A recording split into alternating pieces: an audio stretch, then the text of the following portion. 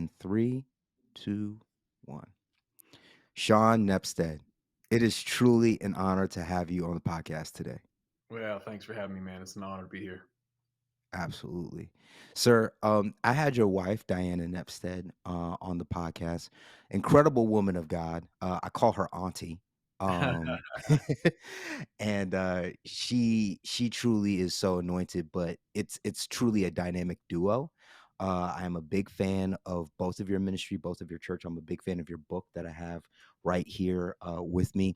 But I know that maybe there could be some listeners that don't know about who you are and what you do. So, real quick, let's start off this way. Tell us, who is Shaun Nepsted and how did he get to the platform he's on today?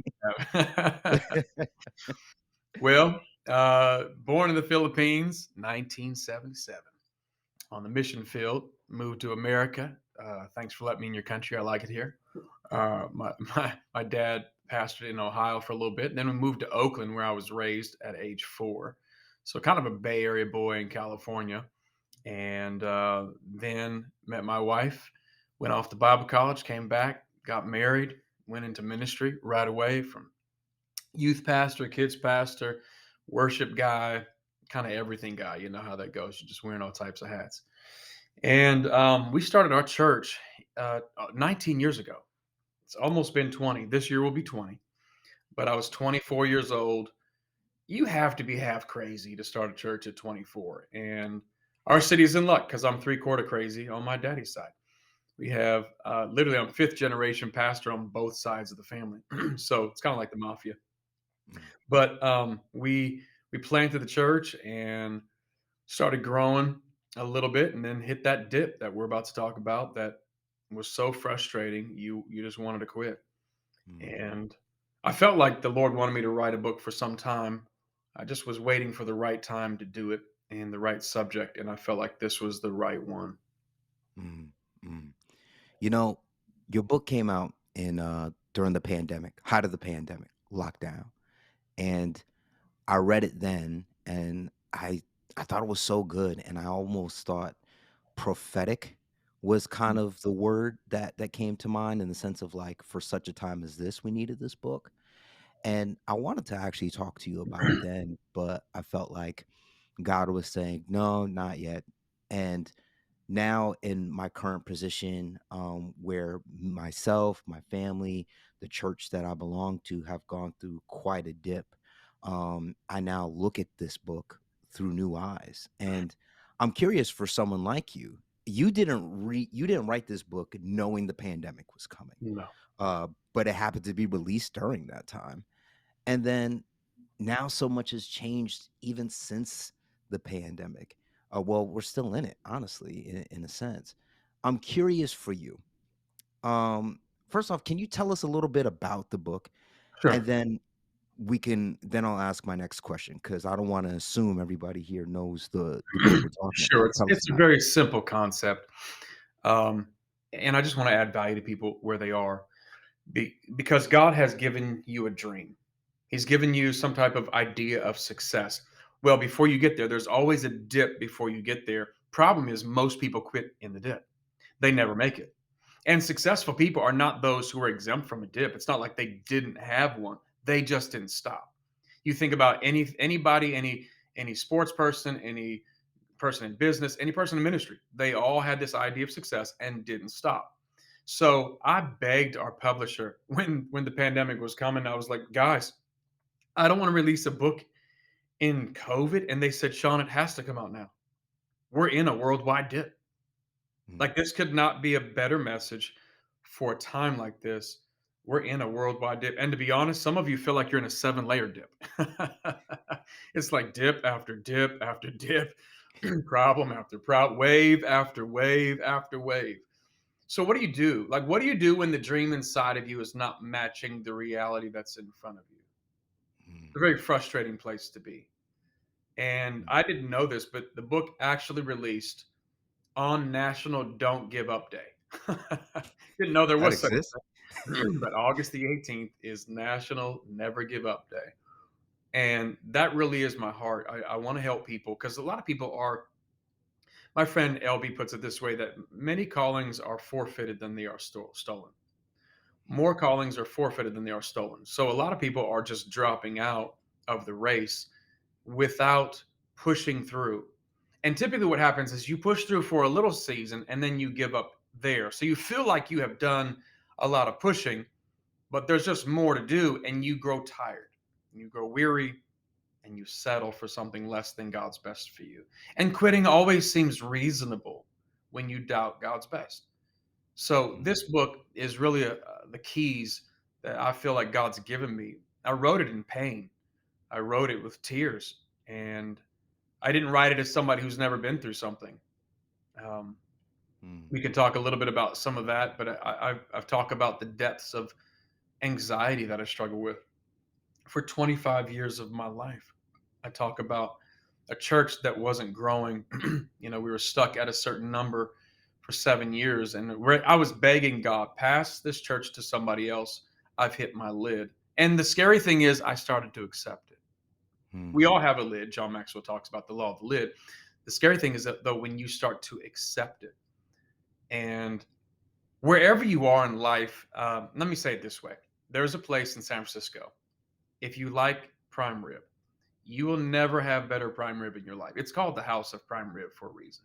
They don't sell anything but prime rib. They're not selling taquitos. You're not getting a burger. There's no chicken or salmon or shrimp. They have one thing on the menu: prime rib. So we go there, my wife and I, and it's this dimly lit restaurant in the city, old world charm. And they bring out this hot bread and they ask you what kind of cut you would like. That's all you get to pick. And the waiter comes up and is like, "Would you like the king's cut?" I was like, "I serve the king. Yes, I will take the king's cut." And they don't bring it from the kitchen. They wheel it out in this silver Airstream RV looking machine that's a warmer, and they just slice it off. When they slice it off, this thing falls on the plate. They give you a little cream spinach and a puff pastry. And when you take a bite of this, it's the best prime rib you've ever had in your life. I get emotional thinking about it. I want to do a testimony video for the restaurant. But I feel like I feel like this is my fourth time going, by the way. When I mm, went there the fourth time, my waiter came up to me and had the audacity to ask me, "Would you like your second slice now for free?" I said, "Excuse me? Don't play with my emotions like that. I mean, no, you don't mess with a man's food." He said, "Yeah, if you finish the first slice, it's our policy. We give you a second slice for free." I said, "Man, I'm like, I was full. I was full already. Uh, but I shifted some internal organs and I made some room because this primary was amazing. But I was so mad. I turned to the waiter. I said, "How come nobody told me this the last 3 times I've been here? Can we mm, make this retroactive? Like, can I leave with 4 slices in it to go back today?" He said no. But I was very angry because there was more available and I didn't even know it. mm, Let me be the skinny waiter that comes to the table of your life today, whoever's listening, to let you know there's more available. You may not have known it, but I'm telling you, there is more potential. There's more grace. There's still calling. There's more peace. There's more opportunity than you could ever imagine. And I'm sorry. I'm sorry if you've never been told that before, but it doesn't change the fact that it's available. mm. That's so deep, and I think you're hitting 2 different categories of people right now, because I think we're living in the age of the Great Resignation. That's what they're calling it. Yeah. People are just leaving in droves, and then there seems to be a level of people that have stayed, but they're so jaded. It's like they didn't physically quit, but emotionally they've quit. Like, mentally they've quit, but physically they're still showing up. And Well, the that problem can is s your heart bails long before your body does. Some of you have well, given up a long time ago. Your body just keeps showing up to church. Some of you have given mm, up a long time ago, but your body just keeps showing up in the marriage or the workplace. And it's a heart issue. So this book is going to help you resuscitate the heart because the body it follows the heart, but the heart bails first. mm. how do you how do you reset the heart? Is it any like, how did you do it? Well, Obviously, you talk about it in the book, but how did you do it? I think vision is a powerful motivator, and you just have Yeah. to see it because a lot of people don't see it. That's why they don't see a way out. They don't see how this can work. They don't see how this can be successful. And so, therefore, they quit because you're not going to do something if you don't see vision for it. That's why people have taken their life in the thousands and millions over the last several years because they just don't see a way out. And I want to help you see it. I just want to help you see it. And Mm, you just need some clear directions. Like if I wanted to go to Disneyland, all roads don't lead to Disneyland. I need clear directions on how to get there. So some of you want to get out of the dip. Good. I want to help you, but you need clear directions on how to do that.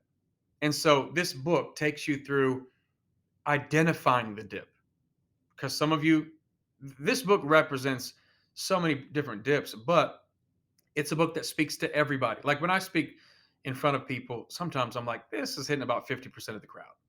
This mhm, book, this topic hits 100% of the crowd every time because we all mhm, know what it's like to have a dream that we have not achieved yet and we feel stuck. Feels like our mm, feet are sunk in cement, you know. But before you get out of the dip, there's some lessons you have to learn in the dip. And those lessons don't come any other way. And a lot of us are like, man, like one chapter in there is called "Don't Test Me" because we don't like tests. You know, we don't like the idea of God testing us. That mm, theology rubs us the wrong way, but it's true. James 1, the half brother of Jesus, says, "Count it joy, my brothers, whenever you go through fiery trials and testing of your faith, knowing that the testing of your faith produces patience, and let patience have its perfect work, so that you can be mature, complete, and lacking nothing." We all want to be mature, complete, and lacking nothing, but we don't want to test. And the mm. test only, I mean, the maturity, the completeness, it only comes through that test. Like there's no substitute for reps. You got to get the reps in. There's got to be a stretching if you want this. Now, James was not talking to people who had it going easy. They were in their own stinking quarantine. They persecution like we know not of, and they're hiding out in caves because of this. They're expecting James to write an email saying, "Hey guys, the persecution has subsided. Let's all come home." He didn't say that. He's like, "Guys, count it joy when you go through hell on earth because God's working." And so Mm, it's being able to see the vision of like why do you work out? Because you see the vision of what you would like to be physically and healthy and all that. Why do you go to work? Because you have a vision of there's gonna be a paycheck. What drives you? It's vision. Problem is without vision, people quit in the dip. mm. Without vision, people perish, the Bible says. One translation says they cast off restraint. So all I'm trying to do is help people see the vision, but then the how-to steps, because then there's some stuff you have to leave behind in the dip. And you recognize that your destiny is actually on the other side of the dip. So the fact that people are quitting in the dip by by droves, um, they can do that and they will. Like don't you'll see thousands of people fall at by the wayside at your right hand, but I'm praying it doesn't come near you. I'm Mm, praying that you get a resurgence of faith, a resurgence of vision again to see. The big question is this: is Jesus worthy of it? Is he still worth it? Yes, yes. Are his mm. promises true? Yes. Is it gonna be rough? Yeah, yeah. And you just have to realize sometimes sometimes the way you win, you're just the last person standing. It Yeah. wasn't even that you were the best or the first to be picked. You just didn't quit in the dip.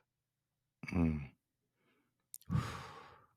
It's supposed to be a podcast for other people. Why you speaking to my soul like this? This is incredible. But, you know, in my time of doing ministry, I've realized that it actually speaks more to your faith when you stay than when you leave.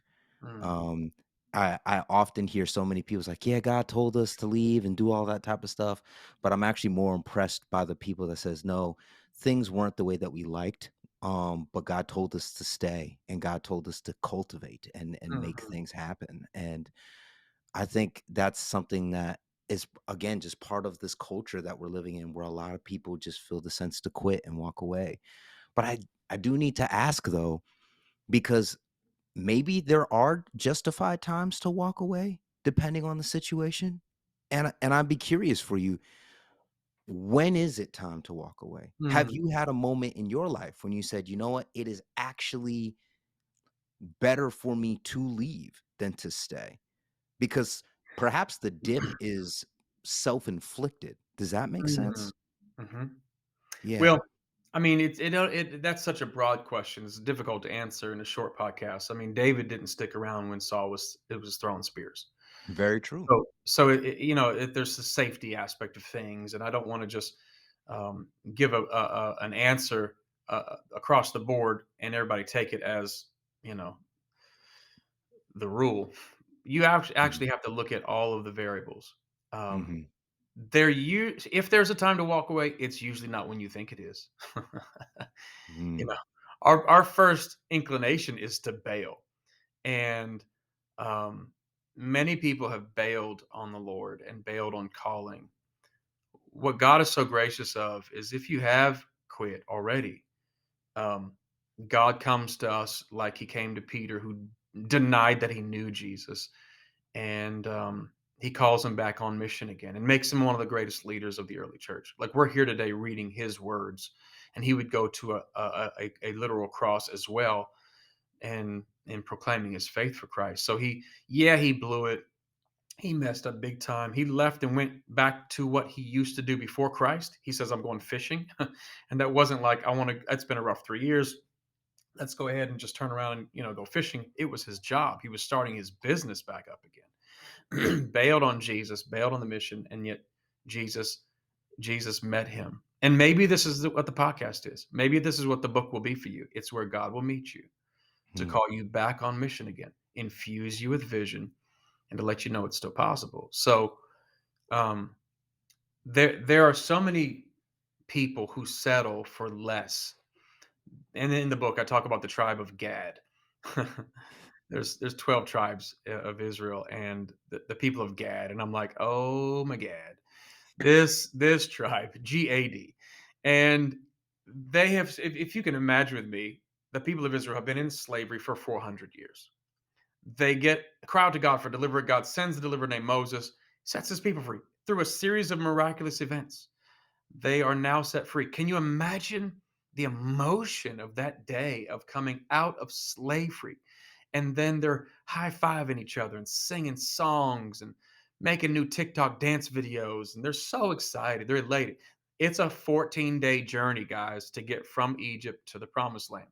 They go to the promised land and then they realize, oh, it ain't for sale. Like there's some giants in that land. And they turn around and they say, oh, we're grasshoppers in their sight. 12 spies go in, 12 spies come back. Only 2 spies say, we can do this. God is with us. Let's go right now. The other 10, they said, there's no way. I don't know what they're feeding those corn fed Canaanites, but they are massive and we are grasshoppers in their sight. Okay, pause for a second because the enemy didn't call themselves grasshoppers, they called themselves grasshoppers. mhm, Listen, when you have a wrong view of God, you have a wrong view of you. This is mm, why theology is so important because when you look at who he is, our father, we see who we are and what we're able to do. Now, let me also say this. How many spies were there? 12. How many can you name? Two. I promise you, if you know anything about this 12 tribe or 12 spies, you can only name two. Who are they? Joshua and Caleb. Why can we only name two? Because as one person said, nobody builds a monument to critics. These other 10, they had powerful names. One was Judge, one was um, Fortunate. One guy's name was Attack of the Almighty. And I'm thinking to myself, well, that must have been some pregnancy with that mama name her kid that. But anyway, 12 spies. Two say we could do it, 10 say no. Now, because of this, they spread negativity. Watch this now to an entire congregation, which at that time Some people argue a 1.5 million people, some argue more. Let's just go with 1.5 million because that's a lot. Anything beyond that, it's just we know it's a lot of people. Mm, Okay, to the point where they all say, let's kill the faith preachers, Joshua, Caleb. Let's go back to Egypt. Like, wait a second, time out here. That's on the table right now. Obviously we're reading it this side of the message, but wouldn't you raise your hand in the crowd and say, can we talk about this a little further? Are we really talking about going back to slavery instead of obeying God? Are we really contemplating going back to the whips and where they treated us like animals? That's on the table right now. mm, I just want to tell you, maybe you can relate to this going back to your past. Can I just say, don't romanticize your past either? mm, Because the devil would love to remind you of a couple of laughs that you had, but he will never remind you of the endless tears of desperation that you cried on the edge of your bed or in traffic, gripping the steering wheel, crying out to God, God, if you're real, show me a sign. And then he did. He's given you hope. He's given you healing. He's given you restoration and forgiveness and eternal life. And now we want to go back to what would we even go back to? There's nothing back there for you. mm, They came to the promised land, and as they were this is now the second time.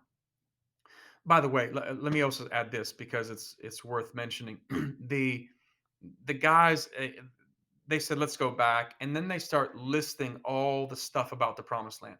They had 120 words that described how negative the land was, and only 11 words to describe how positive it was.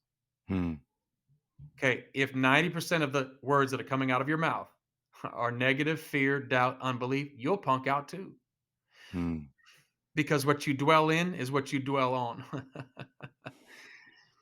Listen, all of us need to focus because this negativity, they turn an entire congregation. How? How in the world could these 10 guys turn 1.5 million people with no Instagram? They didn't have a podcast.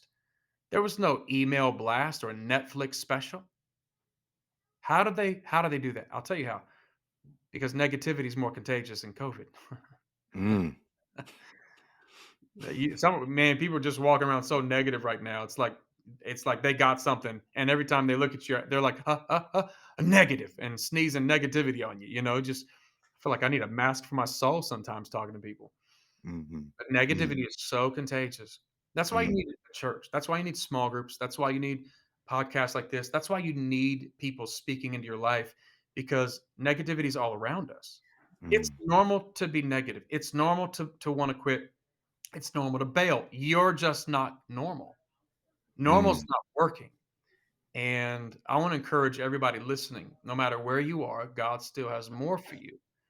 And they mm, come back the second time, that they're when the kids are this is their second time being there. They went through 40 years of a dip till literally their corpses littered the wilderness until God arose a new generation that would believe him.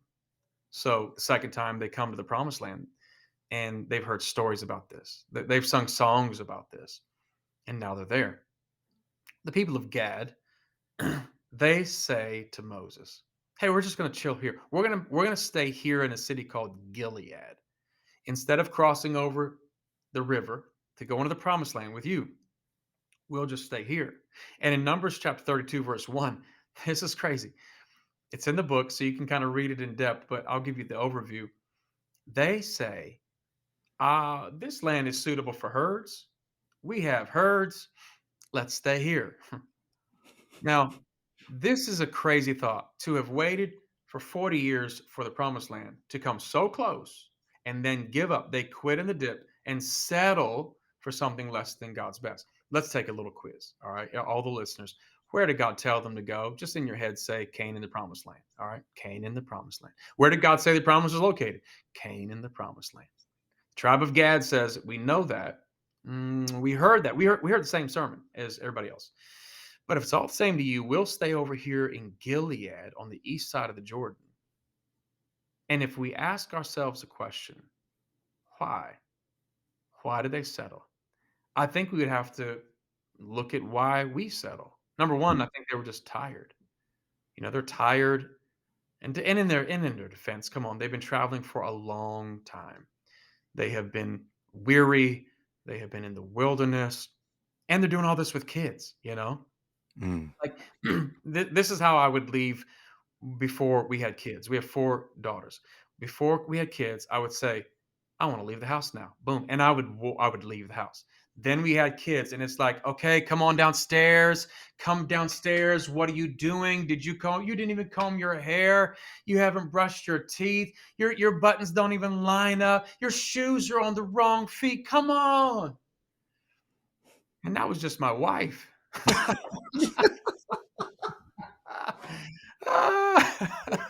I got you on that one. Oh, but seriously, doing things with children is a whole lot more complicated. So they're Yeah. traveling in the wilderness, no bathrooms, no iPhone to babysit the kids, and to them, continuing just meant more time, more energy, more battles, and they say, "Ah, this is suitable." Translation, "It'll do." Mm. Like, we always settle for, "It'll do." It wasn't God. Mm. Gad's inheritance was not God's inheritance. They turn around and tell, Moses, they're like, "You go ahead and go over there. Our inheritance has come to us on the east side of the Jordan." How often do we try to convince God where our inheritance ought to be instead of where he told us it should be? Mm. And secondly, they got distracted. And this is what has happened to us in the pandemic. We got so distracted. And I mean, how were they distracted? Verse 1 tells us they had very large herds. Now, when I say that at first, a lot of people are like, I don't understand. Okay, let me break it down. They had very large herds. They said, this land is suitable for large herds. Let's stay here. They stayed there because the land suitable for the herds. I did a little research.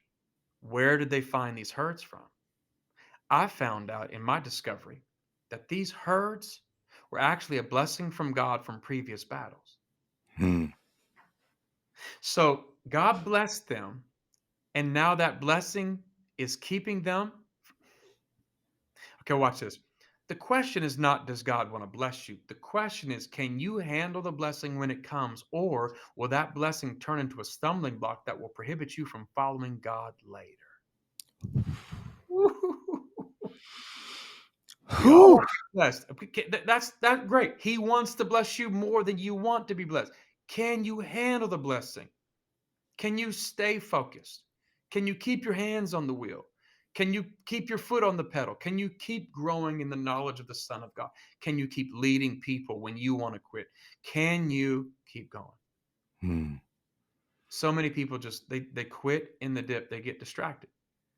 And it's interesting because a parallel thought would be comparing Nehemiah. Nehemiah, he saw his city was in ruins. He didn't Facebook about it. He just said, I'm going to go rebuild.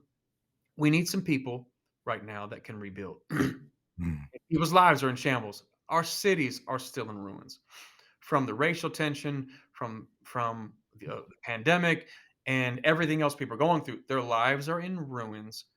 And do Christians really missed it over the last couple of years? I mean, Christians Mm. have been just as afraid as the world. Christians have Mm. had just a lack of peace as the world. There's been no difference. We could have stepped up in the most incredible way, Christians around the world, to be salt and light, and instead we just became like everybody else. Mm. And many people are even just quit. So we look at Nehemiah. Nehemiah goes, he gets everything, and he's 5 things. Let me give them to you real fast. Do we have time for this? Yes, please. First of all, he saw a need. And then he got a burden. Then he built a team. He worked tirelessly and he finished strong. I'll give them to you again. He saw a need, he got a burden, then he built a team, didn't do it by himself, worked tirelessly and finished strong. Can I say this? Just because you see a need doesn't mean that you get a burden. There's a guy named Jonah in the Bible. And if you contrast Nehemiah and Jonah, both saw the need, both walked their city and saw the need. Only one got a burden, Nehemiah.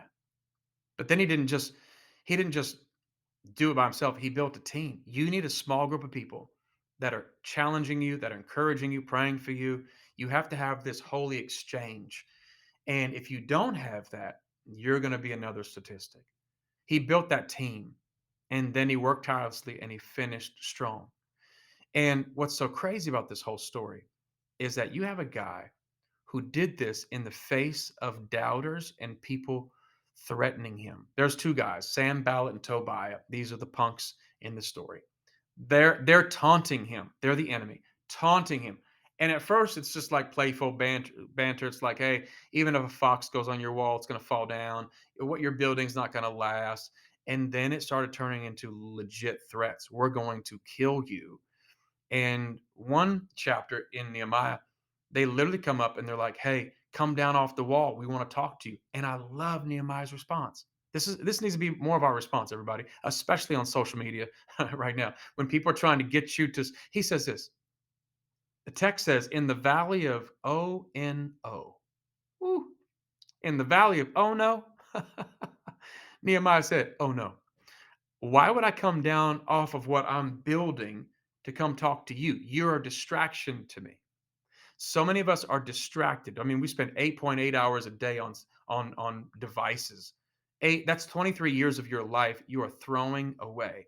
And many people are arguing and trying to get their point across on a platform. It's nonsense and it's a waste. It is the biggest distraction. We are living in the most distracted generation in the history of the world.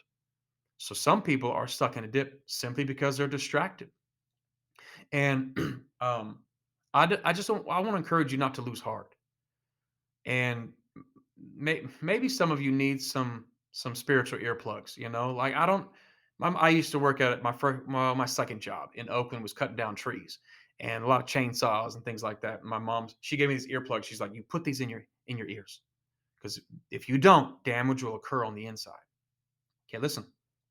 Some of you need some spiritual earplugs. You don't need to listen to every voice in the world. Because if you don't put these spiritual earplugs in, damage will occur on the inside.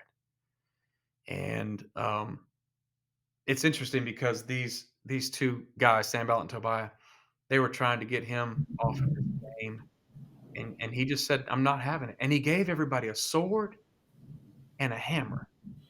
This is good. He gave Mhm. everybody a sword and a hammer. Nehemiah gave his team a sword and a hammer, one to build with and one to protect himself with. The sword, now we know on this side of the cross, represents the word of God. The Bible tells us it's the sword of the Spirit, okay, the word of God. And then the hammer represents what we're building. Okay, watch this, watch this.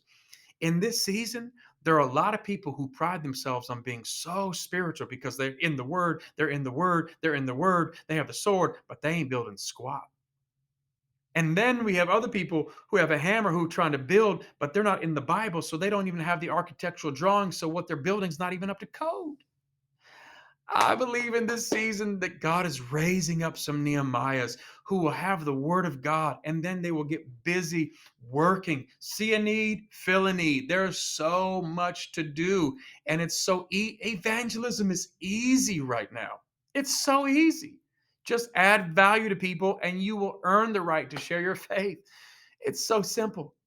And what happens is many of us have lost vision. And I don't know if you want to jump in. I've been talking for a long time here, but You're in your bag right now. So, I mean, keep at it. Also, my wife is vacuuming, so I that's all keep right. putting it on mute just to Hey, be sure that doesn't end up in the recording.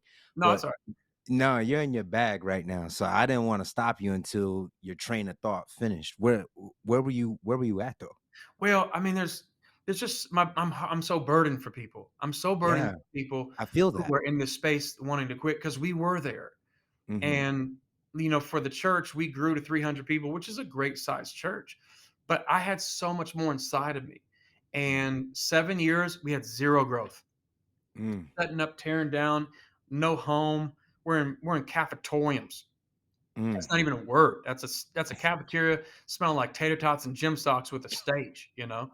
So we come in, set up, tear down, set up, tear down. 7 years, not growing. And I'd hit my lid. And I'm under my desk on a Tuesday. And I'm begging God, tears streaming down my face. Like, I've just, okay, we're not growing. Okay, I'm not the guy. All right, show me who is. Mhm. And God Mm. never showed me anybody. I thought I was to step out, but it wasn't the guy that wasn't God's plan. God's plan was to take me through this series of tests to develop my leadership so that I can do what I'm doing today. And many people quit in the dip too soon. They throw in the towel too soon. We began to start a prayer meeting and we began to call on God. God gave a strategy on how to build people. And pretty soon the church took off to multiple thousands of people in the Bay Area. Like, we're not in the South, guys. God Mhm. can do it. And he has, and we've seen thousands of people come to Christ. I just wonder sometimes, like, where would all these people be had we quit in the dip? Wow. You know? Yeah. Where would these marriages be? There are lives today. Marriages got healed that were going to divorce, and they stayed together, had more kids. There are human beings that would not even exist. Mm. You seeing how important your yes to God is, Mm. not to quit in the dip. And vision is so important too. I mean, we have.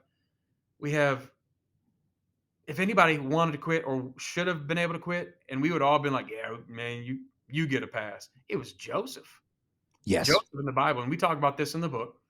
Joseph was sold by his brothers into slavery, human trafficked, falsely accused, thrown in prison, and forgotten. It's like 13 years of a dip. Mhm. And if you read this story tucked into the pages of our Old Testament, you'll notice there are a few phrases that jump out, or one reoccurring phrase over and over again. It's like trial, trial, trial, hardship, betrayal, forgotten, all this, and then and the Lord was with Joseph. Yeah. And then trial, trial, trial, trial, and the Lord was with Joseph. Mhm. Like, Joseph was not alone. He didn't quit in the dip. And because he didn't, God then elevated him after he worked some things out in Joseph, because he was 17 when he got the calling. It was 13 years later before he stepped into it. Yep. How many 17-year-olds do you know that are ready to lead a nation? Well, 13 years later, he was. Mhm. He steps up. God gives him a strategy, which I'm believing in this season, God would give you listeners a fresh strategy, business strategy, a strategy to reach people for the Lord. I'm believing that. But Mhm. though strategies don't come all the time on the mountain. Most of the time, they're in a dip when God's Yep. working stuff out in us. So he's now elevated to be second in command of the most powerful nation in the world at that time, Egypt. And Mhm. then his brothers, who sold him, lied on him, betrayed him, tried to kill him, they come begging for food. All right, look, I don't know how Christian you are, but I don't know how Christian I would be in that moment. Like, your Mhm. brothers, it wouldn't be like, "Come, brothers, have some Wonder Bread." It, I'd have been throwing punches like, "Oh, now you want some food? You want to come to me for some food?" Guard sees him, and whatever. They didn't recognize him though, because he had this MAC eyeliner makeup on. He's got this Egyptian garb on. He had a full glow up. Yeah. Oh, for sure. But Yeah. then his response is magnificent. You've heard of 2020 vision, huh? Yeah. I'm going to give you 50/20 vision. 2020 vision, it's so funny too, because every pastor in 2020 loved the fact that it was 2020. In January, oh, I mean, pastors were preaching, it's 2020 vision, 2020 vision. Oh, I got my series for the year, 2020 vision. Yeah, and then 2020 slapped us in the face, and we were like, what? Glasses all knocked off our face. What year is it? Who's the president? Like, you we didn't know what was going on. Punched us in the mouth. Mhm. You ever gone to the eye doctor? And how many of you listeners, like, when you go there, you try to memorize the eye chart before you step up? Anybody? I know I do. But here's what they do: they have you cover one eye, and they have you read what's in front of you, and you're like, C S, is that a W? Yeah. And then I had my eye doctor say this. He said, "Shaun, you got to be careful, because every couple of years your prescription changes." Mm. I feel like the Lord is saying to all of us, I'm changing your prescription. Mm. I need you to see me. I need you to see vision clearer. And I think he's asking the church, he's asking you as a listener, can you see what's in front of you? And I believe there's a generation rising up with one eye covered, and we're now able to read Galatians 6:9. Do not grow weary in doing good, for at the proper time you will reap a harvest if you do not give up. That's the key. Mm. Like, is it hard? Yes.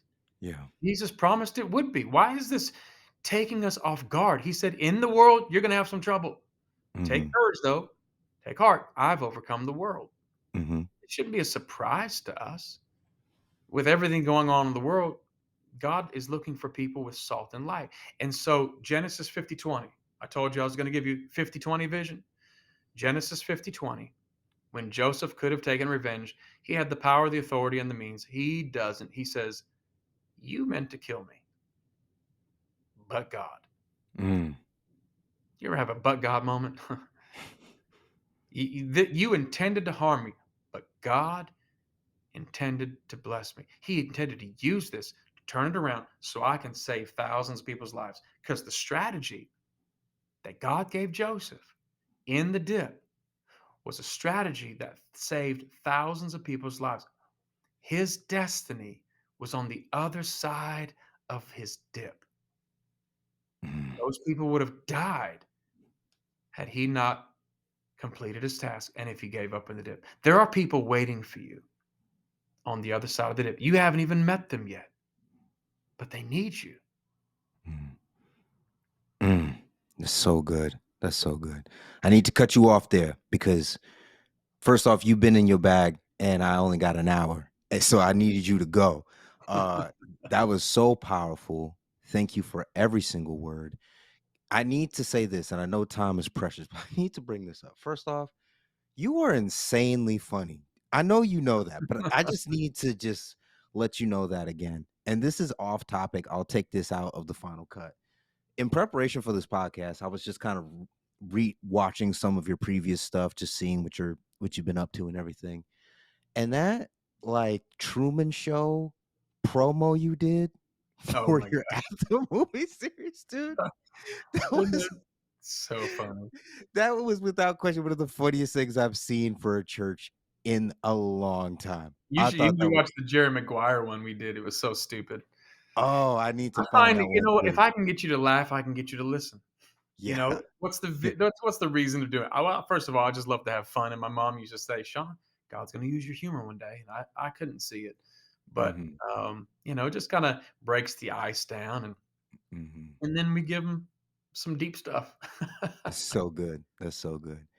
All right, so I'm gonna skip a couple questions because I think you answered a bunch through that answer. But can I ask you this though? Because oftentimes we can think that God got me out of a dip. I'm gonna have so much faith for the next dip. And then we get in that dip, and then all of a sudden it's like, Yeah, God, what's going on? yeah.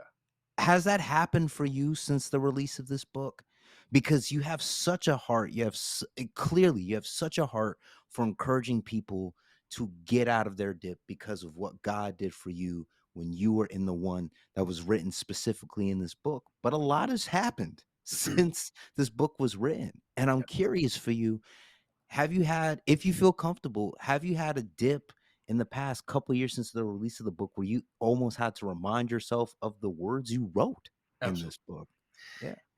It's always funny when God gives you a sermon, He preaches it to you first, Yeah. and then you go back and you rehearse it. And there's a chapter in the book called "The Second Dip."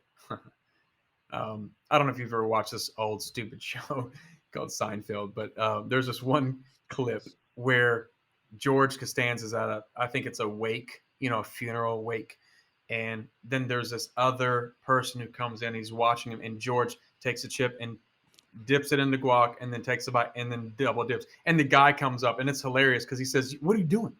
You can't double dip. You're double dipping the chip. Like you can't double dip." And so this whole thing goes on in dialogue, and it's hilarious.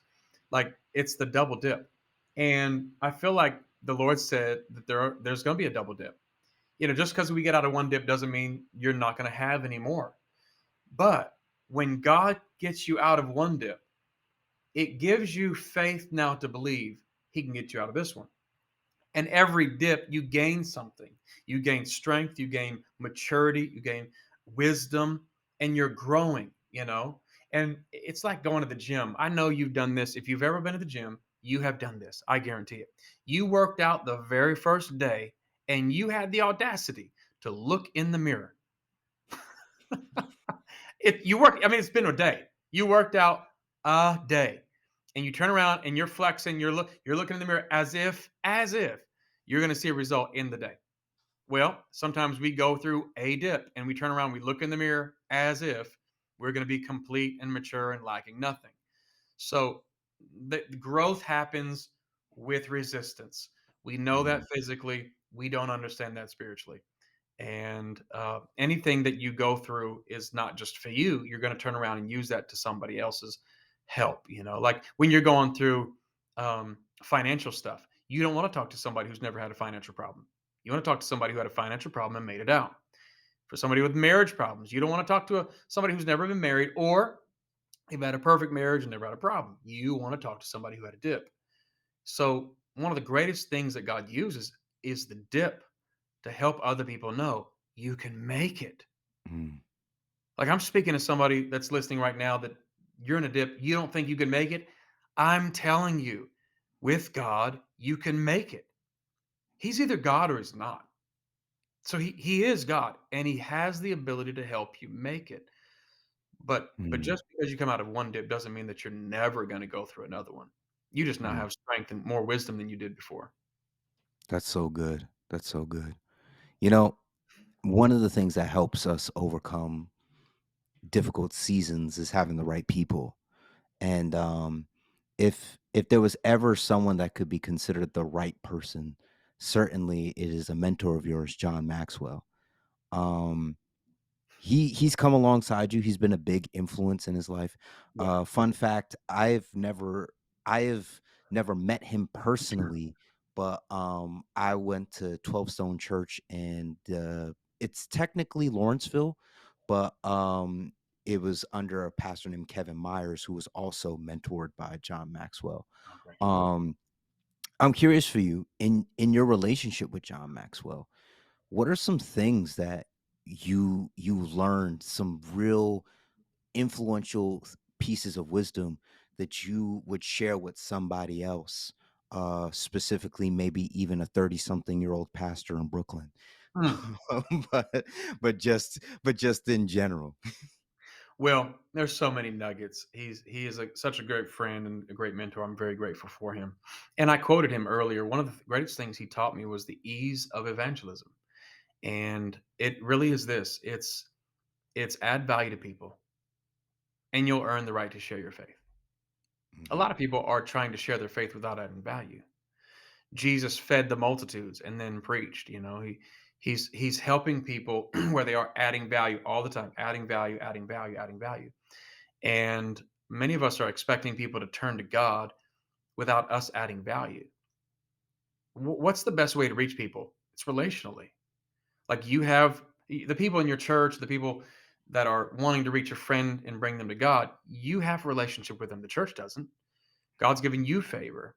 And this next wave of revival in the world is not going to come from more songs and more sermons. It will come, mark my words, it will come by the average Christian winning their sphere personally to the Lord through evangelism. But it's just by adding value to them. You add value and you earn your right to share your faith. Add value, earn your right to share your faith. So that's one major thing that he's taught me. And you do that in all kinds of ways, just you study people, figure out how you can add value, and then you make them hungry. Almost a spiritual curiosity in the sense of, um, you know, just learn to do this type stuff where you're adding value or you're at a table and you're asking a question like, hey guys, who's one person you should know that I should know? mm, And they'll go around and tell all theirs. And then they'll ask you and you say, well, you're not going to like my answer. So I'm not going to say it. No, no, no. What is it? What? I don't want. I mean, I don't want to dishonor the room. And no, please tell. Well, it's my faith. It's Jesus. You know, most Christians are making unbelievers mad. I'm trying to make them hungry. Trying to mm, make them.